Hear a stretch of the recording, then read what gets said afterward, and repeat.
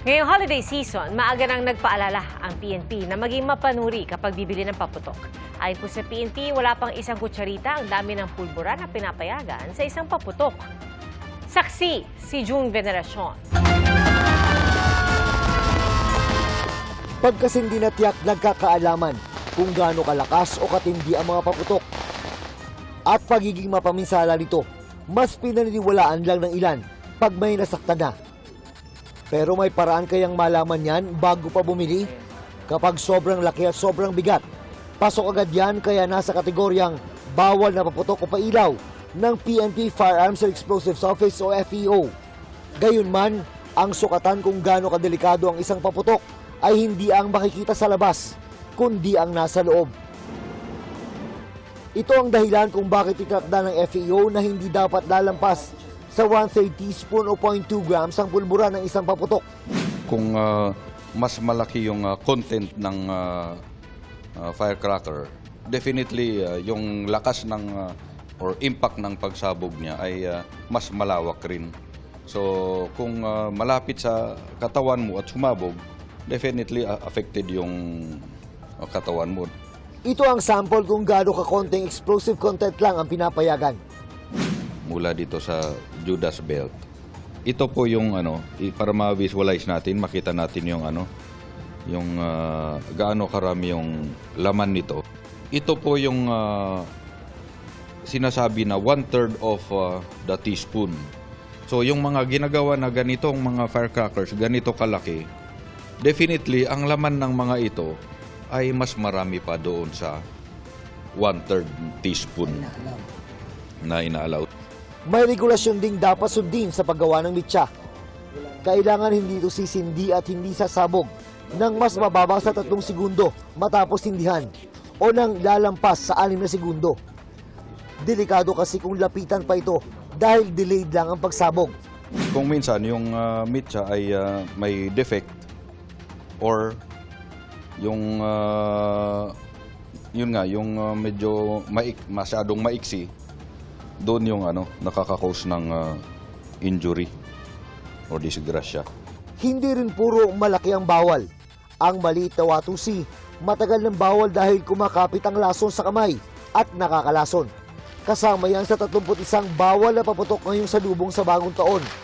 Tulad din ng Lolo Thunder, Plapla at marami pang iba. Pero di porket wala na sa listahan ay pwede na. Ang iba, maaring iniba lang ang pangalan. Pero sobra rin sa binanggit nating limitasyon ng pulbura. Sa mga pinapayagang pailaw at paputok, kailangan pa rin maging mapanuri. Tiyaking merong label at PS mark sa pamimili. Para sa GMA Integrated News, June Veneracion ang inyong saksi. Nababahala isang grupo sa paglobo ng budget para sa Assistance to Individuals in Crisis Situations o AICS. Mula sa halos 27 bilyong piso sa ilalim ng National Expenditure Program, naging halos 64 na bilyong piso ito sa Bicameral Conference Committee. Saksi si Rafi Tima. Sa ilalim ng National Expenditure Program, 26.9 billion pesos ang panukalang budget para sa programa ng DSWD na Assistance of Individuals in Crisis Situation o AICS. Pero kanina, itinaas ito ng Bicameral Conference Committee sa 63.9 billion pesos, mahigit doble sa nakasaad sa NEP. Madalas daw kasing maubos ang AICS dahil sa sunod-sunod na kalamidad. Pagdating ng around October, November, humihingi na po kami ng QRF kasi sunod-sunod po yung bagyo. Ngayon nga, bagyo pa lang po nung panahon po eh. Nagkasunod-sunod yung Abra, etc. Ngayon po may earthquake po eh. So they really need a bigger budget for this, Mr. Chair. That is a very good point, po, Senwin. We no longer have unprogrammed appropriations allocated for AICS. So kung halimbawa po, kulangin po tayo ng pondo sa AICS sa taong 2026, wala na po tayong paghihilaan because there is no longer any legal basis for us to be able to pull any other funds that can augment AICS. Ayon sa Grupong Bayan, nakababahala ang paglobo ng budget ng AICS. Ang desisyon raw ng BICAM ay pagpapakita na buhay ang pork barrel system sa 2026 budget. Matagal na raw nagagamit ang AIX bilang patronage fund ng mga mambabatas na may malaki umunong impluensya sa pamamahagi nito. Sabi naman ni Senate Finance Committee Chairman Senator Sherwin Gatchalian, may inilagay silang anti-patronage provision. Meron kami anti-patronage provision na mas tight. Pag titignan natin yung 2026 budget natin, it gears towards local recovery. Iginit din ni Gatchalian na walang pork barrel sa budget. Wala umunong basihan at grossly misleading ang aligasyon ni ACT Teachers Party List Representative Antonio Tino na naglaan umano ang Senado ng 17.9 billion pesos sa pork barrel fund ng LGU. Ayon kay Tino, tinapyas ang pondo para sa mga rank and file na empleyado ng gobyerno. Makikita mo yon sa section ng MPBF, sa budget at saka sa allocations to local government units. Special purpose funds. Pinabulaanan din ito ni Senador Ping Lacson at sinabing inilaan ang pondo para pataasin ang subsistence allowance ng mga uniform personnel. Unang-una, yung realignment ginawa papunta sa mga subsistence allowance ng uniform personnel. Mag-aaral siya ng budget. Sabi pa ni Lacson, trabaho ang tamad o may mali siya ang akusasyon ni Tino. Alam ni Senator Ping yan, either siya ang tamad o ignorante sa sariling budget na pinasa ng Senate or nagmamaang-maangan para pagtakpan yung ginawa nila doon sa pondo na dapat ay para sa government employees. Sa pagpapatuloy ng BICAM ngayong araw, pinuna ang pagpapalit ng proyekto ng Department of Agriculture. Sumunod kasi ang kalihim ng DA para baguhin ang listahan ng mga farm-to-market roads na nauna nang naaprubahan ng BICAM. Nagkakahalaga ng 8 billion pesos ang halaga ng mga proyektong pinalitan. Bagamat walang dagdag na pondo, pinalitan daw ng kagawaran ng mga proyekto dahil ang unang isinumit ng listahan ay hindi aprobado ng kalihim dahil siya ay naka-medical leave noon. Ang bagong listahan ay base umano sa pag-aaral na ginawa ng DA para matiyak na ito ay makompleto at lubos na mapakinabangan. Mariin naman ang pagpuna rito ni Senador Loren de Garda. Matagal na raw problema ng mga ahensya ang paghahabol ng proyekto. Baka maglapitan lahat ng ahensya ngayon, pwede palang magpalit. Palitan namin lahat ng laman, pareho naman ang level eh. There has to be some discipline in government. Kagabi, kinwestiyon ni Senador Erwin Tulfo ang malaking ibinaba ng budget ng Department of Human Settlement and Urban Development o DSUD. Mula sa 700 billion pesos, 35 million pesos na lang ang naiwan dito para sa pambansang pabahay para sa Filipino Program o 4PH Program. Mr. Chair, ano nangyari dito sa pambansang pabahay para sa Pilipino? Hindi po ba ito ay isa sa mga flagship programs po ng administrasyon? Ayon kay Senador Gatchalian, naapektuhan ang pag-implement sa programa dahil nagkaroon ng reforma ang kagawaran. Mismo ang DSUD din daw ang nagsabing alisin na sa 2026 ang budget para rito. Hindi nila nagagamit. At sabi nila, in fact, pwedeng ilipat sa ibang departamento. Yung portion naman ilipat sa NHA. Mungkahi naman ni Tulfo, isubsidize na lang ng gobyerno ang mga subdivision at condo units na tinirhan noon ng POGO workers na pinaalis na sa bansa. Naipasa na rin kagabi ang budget ng Department of Agrarian Reform na nagdagdag ng budget para sa pagpapatayo ng mga bagong tulay at kalsada papunta sa mga agrarian reform areas. Gayon din ang budget ng Department of the Interior and Local Government na may dagdag na 23 billion pesos.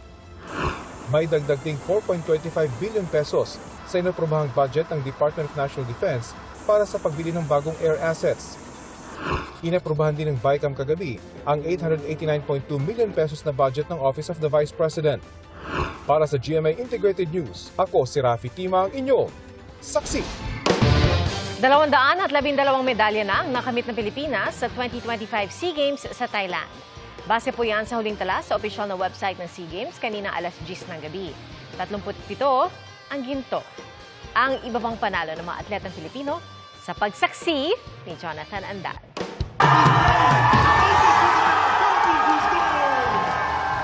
Sa score na 4-0, tinalo ng Cebu men's team ang Malaysia sa esports na Mobile Legends Bang Bang.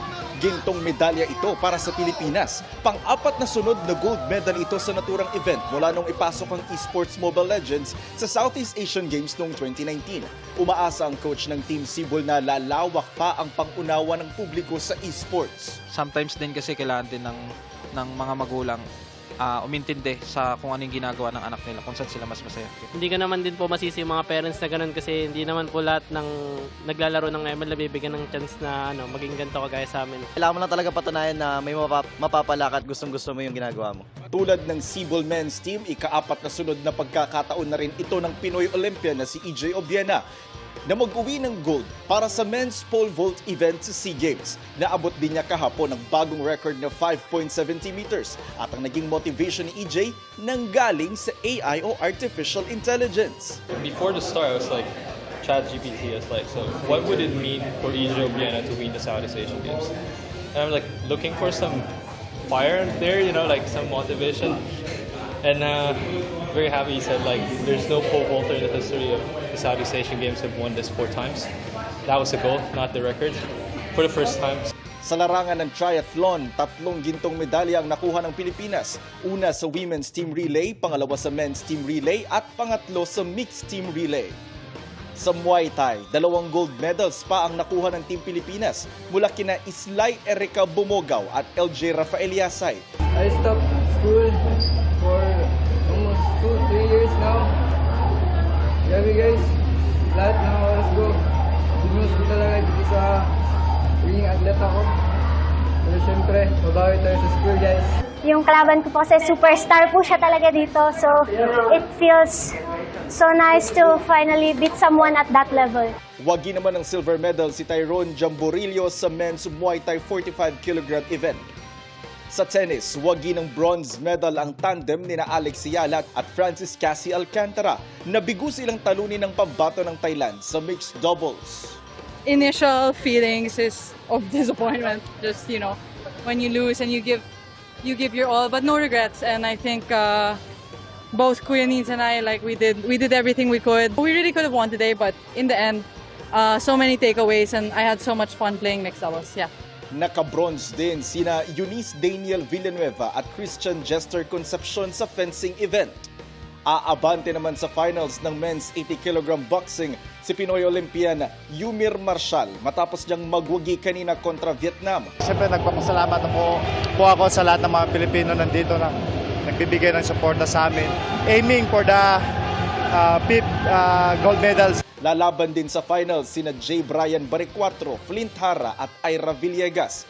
Bago nito, humingi ng paliwanag ang chairman ng Association of Boxing Alliances in the Philippines saan nila'y nakababahalang trend sa mga home court decisions ng SEA Games organizers sa boxing events. The issue of unfairness, basically it's the very basic judging and the scoring of who wins the fight. So that's one. And number 2, we also ask that the tape that's being used for our boxers be replaced with professional tapes. Maghahain naman ng protesta ang Pilipinas matapos atakihin ng coach ng Malaysia ang isang Pilipinong judge ng Pencak Silat. Hindi umano sang-ayon ng coach ng Malaysia sa resulta ng game kung saan ang host country na Thailand ang nanalo. Nag-file din tayo ng protest doon ng bakit sinaktan yung jury na Pilipino. Na-hospital po ba siya? Hindi naman. Okay na po siya ngayon? Ang ma-hospital ata natin, check-up lang yung nagkaroon ng chickenpox. Sa water polo. Mula rito sa Bangkok, Thailand, ako si Jonathan Andal ng GMA Integrated News at ng Philippine Olympic Committee Media, ang inyong saksi. Mga kapuso, maging una sa saksi. Mag-subscribe sa GMA Integrated News sa YouTube para sa iba't ibang balita.